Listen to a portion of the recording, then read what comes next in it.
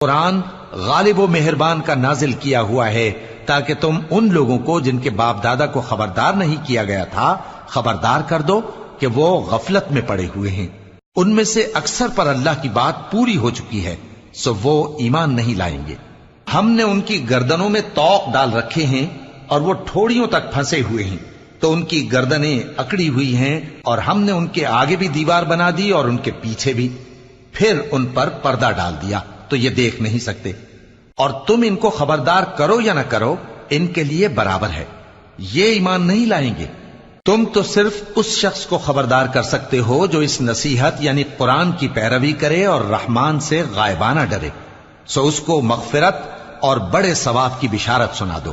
بے شک ہم مردوں کو زندہ کریں گے، اور جو کچھ وہ آگے بھیج چکے اور جو ان کے نشان پیچھے رہ گئے ہم ان کو قلم بند کر لیتے ہیں،